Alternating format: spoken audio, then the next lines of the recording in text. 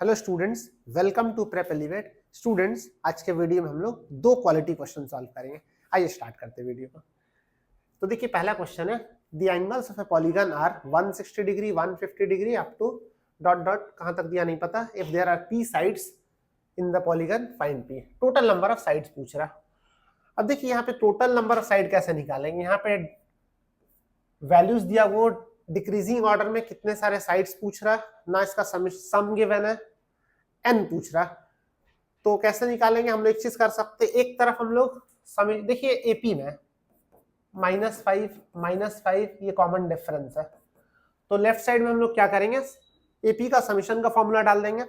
लेकिन समीशन का फॉर्मूला में दो चीज मिसिंग है, एन जो कि पूछा गया और एस एन। अब एस एन के लिए हम लोग राइट साइड में क्या करेंगे, यहाँ पे पॉलीगन जो होता है, पॉलीगन का नंबर ऑफ साइड का एंगल का जो सम होता है, sum of all the interior angle, उसका वैल्यू होता है n-2 इंटू 180। पहले मैं दोनों फॉर्मूला लिखता हूँ। तो एपी का समेशन का फॉर्मूला होता है SN equals to n/2 2a plus n-1 into D. ये होता है एपी का समेशन का फॉर्मूला, आपको पता होगा। दूसरा, sum of all the interior angle of a polygon is n-2 into 180। तो अगर इन दोनों को हम इक्वेट कर दें तो आंसर आ जाएगा। चलिए लिखते हैं, यहाँ पे n का वैल्यू मिसिंग है ना, p है, सॉरी, तो n के जगह पे p लिखना और sn हम लोग को ये इससे इक्वेट करना। तो p/2 2a इक्वल्स टू 160 मतलब 320 plus n-1 p-1 d equals to -5 equals to, right side में क्या लिखेंगे, n-2, n के जगह पे बस p लिखना, p-2 इंटू 180। ठीक है, अब बस इसको सॉल्व करना है। तो एक काम करते हैं, अंदर पहले सॉल्व कर लेते हैं। 320 और ये 5 ऐड हो जाएगा, 325 minus 5p equals to p-2 into 180। इस 2 को हम लोग राइट साइड लेके चल जाते हैं, ये आ जाएगा 325p minus 5p square equals to 360p, यहाँ पे 5 छूट रहा है, 325 360p माइनस 720। ठीक है, 5p square plus 35p minus 720 equals to 0। 5 अगर कॉमन ले ले तो p square plus 7p minus 144 equals to 0। अब सिंपल सा क्वाड्रेटिक इक्वेशन हमारे पास, तो यहाँ से वैल्यू आएगा, आप डायरेक्ट भी कर सकते हो, 144 16 9 जा 16 और 9 का डिफरेंस 7, तो 16p है माइनस, लेकिन जब उसको फाइनल वैल्यू आएगा तो -16 और +9 आएगा। ठीक है, ये 16p माइनस 9p करेंगे और फाइनल वैल्यू आ जाएगा, तो ये नेगेटिव वो पॉजिटिव हो जाएगा। मतलब p का दो वैल्यू -16 और +9। -16 तो पॉसिबल नहीं है, नंबर ऑफ साइड नेगेटिव तो हो नहीं सकता, मतलब आंसर शुड बी 9।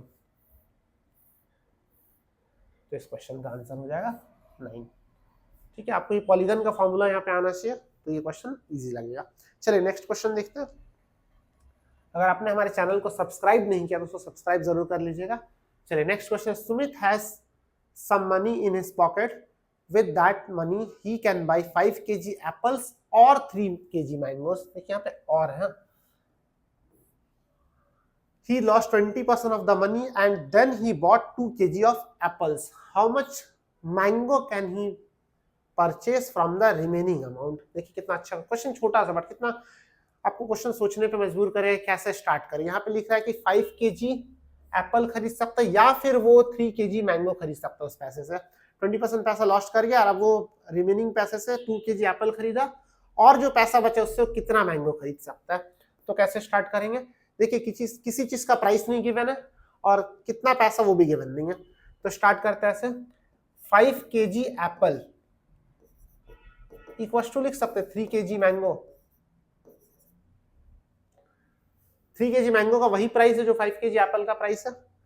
अब इसके लिए एक अपने से वैल्यू लेते हैं जो 3 और 5 का मल्टीपल। हमेशा जितना भी अर्थमेटिक का क्वेश्चन होता है आप ऐसे सोचिए, अगर ये मल्टीपल ले लेंगे तो कैलकुलेशन कितना कम हो जाता है।